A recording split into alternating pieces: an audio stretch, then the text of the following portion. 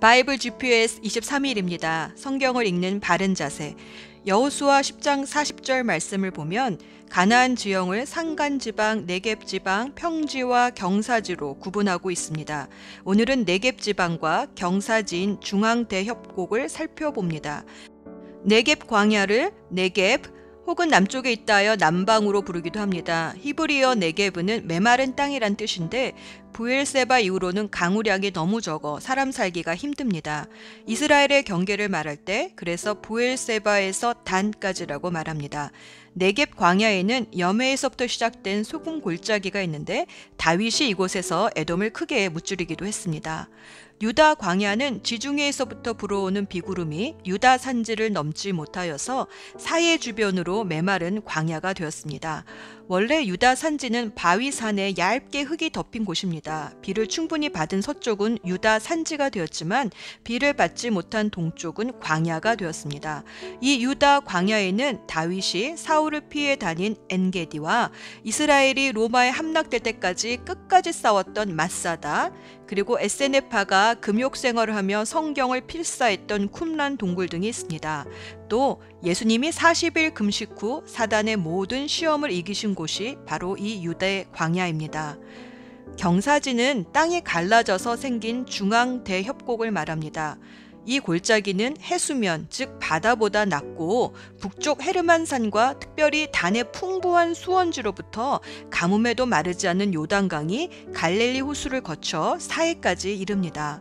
사해는 물만 들어오고 나가지 못한 채 증발만 하여 유황 등 많은 중금속 광물질이 녹아있어 생물이 살지는 못합니다. 그래서 죽음의 바다, 사해라고 부르고 소금이 많아 여매라고도 부릅니다.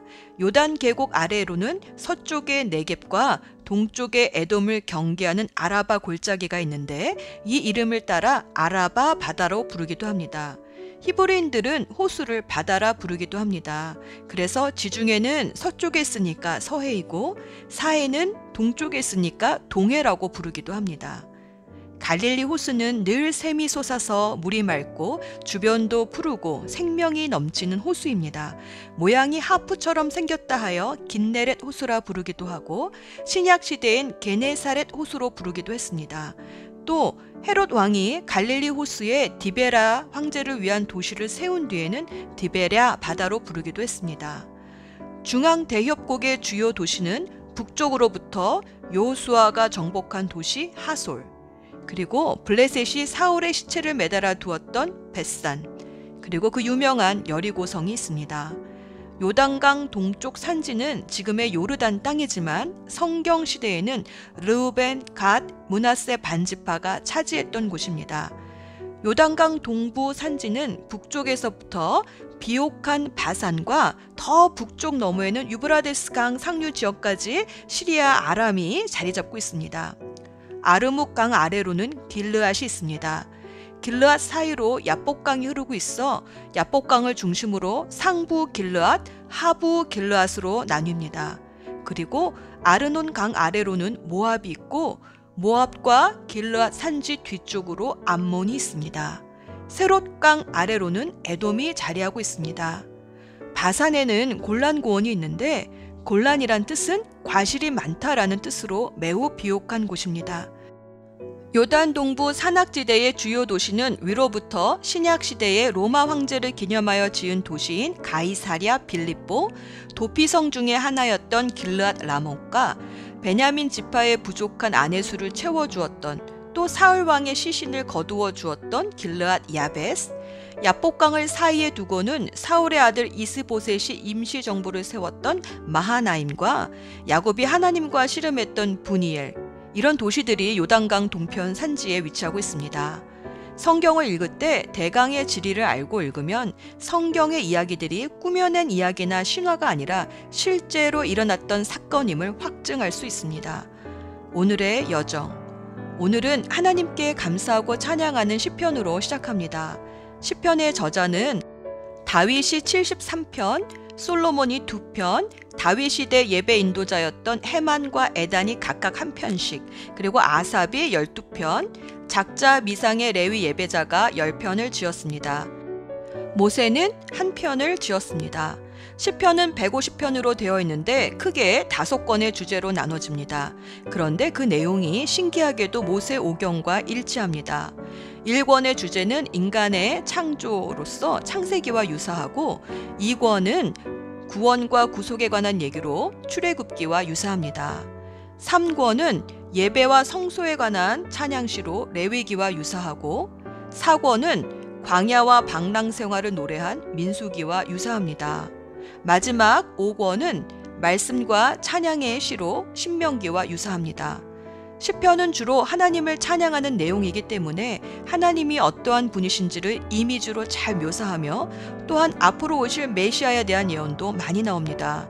시편은 인간의 모든 두려움, 분노, 슬픔, 죄책감, 죄, 질문, 의심, 요구와 욕망, 고통, 죽음, 이 모든 것들을 하나님 앞에 다 드러내므로 인간이 어떤 존재인지를 거울처럼 비추어주고 또 그 사람을 한없이 사랑하시는 하나님의 은혜를 깨닫게 해줍니다. 그리고 인생의 모든 것을 찬양과 감사와 경배로 승화시킵니다. 시편은 우리의 모든 요구와 필요에서부터 시작해서 찬양과 감사로 끝나는 기도의 과정을 보여줍니다. 그래서 기도가 잘 되지 않을 때는 시편을 소리내어 읽으면 좋습니다. 시편 50편과 73편에서 83편은 다윗 시대의 찬양 대장이었던 아삽의 시입니다. 아삽은 헤만 에단과 함께 찬양대를 이끌었습니다. 아삽은 성소에 들어가 예배할 때에 악인의 결국은 사망임을 깨닫고 하나님을 가까이함이 진정한 복임을 고백합니다. 아삽은 또한 출애굽부터 통일 왕국 시대에 이르기까지 이스라엘 역사를 회고합니다. 홍해의 기적, 시내산 언약, 광야의 끊임없는 불순종에도 불구하고 끝까지 약속의 땅으로 인도하시는 하나님의 구속사를 찬송시를 통해 후세에 전합니다. 아삽은 하나님이 이스라엘의 우상 숭배로 말미암아 에브라임 산지에 있던 실로의 성막을 떠나 유다 지파의 예루살렘으로 영적인 리더십이 유다 지파로 옮겨왔음을 노래합니다. 하지만 아삽은 장차 유다도 하나님을 배역하여 이방의 나라들이 예루살렘을 무너뜨리고 더럽힐 것을 내다보고 하나님의 구원과 회복을 탄원하며 간구합니다.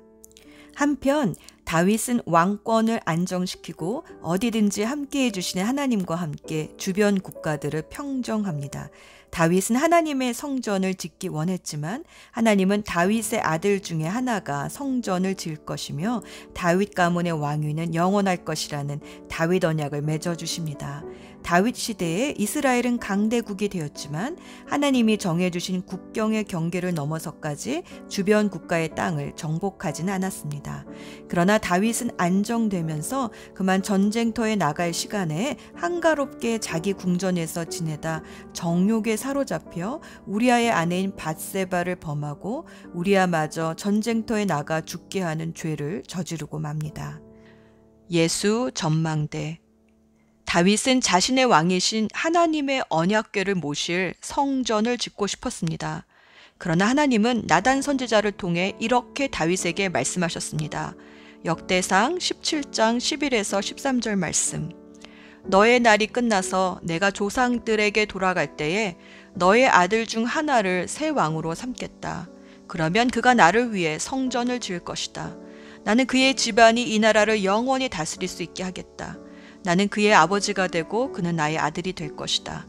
나는 사울에게 베푼 사랑을 거두어 들였으나 너의 아들은 영원히 사랑해 줄 것이다. 내 집과 나라를 그에게 영원히 맡기겠고 그의 왕좌를 영원히 없애지 않을 것이다. 너의 아들 중 하나란 1차적으로는 솔로몬을 말하지만 또한 나중에 오실 예수 그리스도를 예표하기도 합니다. 왜냐하면 영원한 왕좌는 오직 하나님의 아들이신 예수님만이 앉으실 수 있는 자리이기 때문입니다. 예수님은 성전이 장사꾼의 소굴이 된 것을 보시고는 노끈으로 채찍을 만드셔서 상을 엎으시고 장사꾼들을 내어 쫓으셨습니다. 요한복음 2장 19절에서 성전을 허물면 사흘 만에 다시 짓겠다 하셨습니다. 즉 건물이 아니라 하나님의 자녀들을 하나님이 거하시는 참된 성전으로 지어주시겠다는 뜻입니다. 에베소서 2장 20에서 21절 말씀. 여러분은 사도들과 예언자들이 놓은 기초 위에 세워진 건물이며 그리스도 예수가 그 모퉁이 돌이 되십니다. 그리스도 안에서 건물 전체가 서로 연결되어서 주님 안에서 자라서 성전이 됩니다. 성전은 우리 개인이 될 수도 있지만 우리가 함께하는 공동체 또 교회이기도 합니다. 예수님은 성전 건축가이십니다. 참된 건축가이십니다. 그분께 붙어있는 자마다 함께 성숙해가며 주님의 거룩한 성전이 됩니다. 기도합시다. 하나 되게 하시는 하나님, 오늘도 성경을 읽을 때 우리에게 계시와 지혜의 영을 부어주셔서 하나님이 어떠한 분이신지 말씀을 통해 보기 원합니다. 그래서 자기 중심성을 버리고 하나님 중심으로 성숙해 가게 하소서. 우리를 주님의 거룩한 성전으로 지어가시는 예수 그리스도의 이름으로 기도합니다. 아멘.